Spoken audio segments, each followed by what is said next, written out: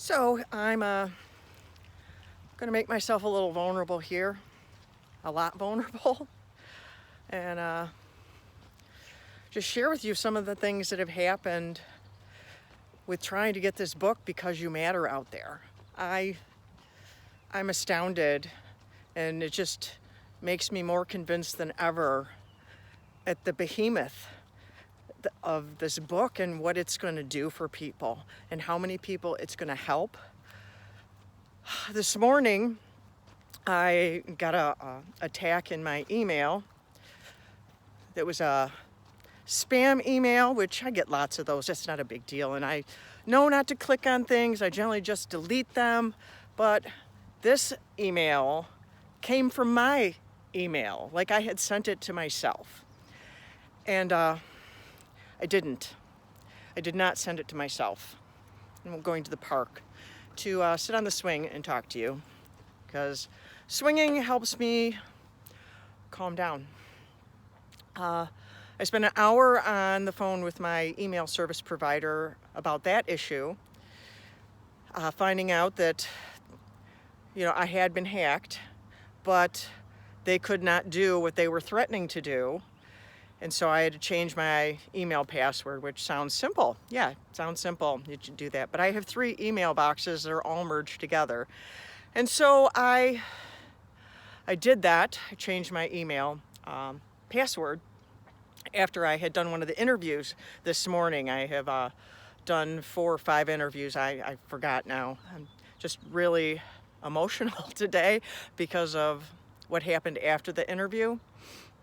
I went into my email and I had to change my passwords, or I had changed the password, and 2 of my email boxes were gone. They were gone. The 2 associated with this new book, Because You Matter, they were gone. All of the emails for the last year and a half or however long it's been, everything about my book was all gone. It was just gone. And I was on the phone. I spent an hour on the phone with my email service provider, figuring out what the problem was, deleting and adding and changing the password here and changing the password here, and then putting it back in, and he ended up having to share my screen with me so we could get it fixed. And I do have my emails all back. I didn't lose them all. My contacts were missing. I believe I have those all back. I have to check that. But after an hour and a half of threatening to not be able to complete this book and have the information and get connection with everybody, and the interviews that I've already done, everything being gone for an hour and a half, just my emotions I started shaking.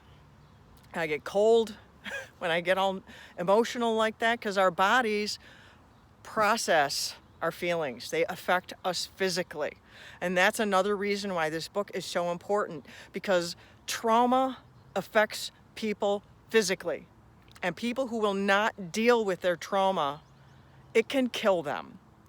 And I know that sounds serious and severe and like I'm overreacting, but I'm not.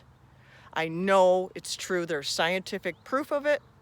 And I believe God told me this in a different kind of way many years ago after my mother died, and she had not processed her trauma.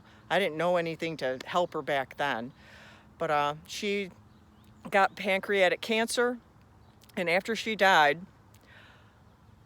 the Lord told me that if I didn't deal with my emotions, that the same thing would happen to me. It wasn't a threat. It was a cause and effect thing that he was telling me I needed to deal with my emotions. So today I'm dealing with my emotions.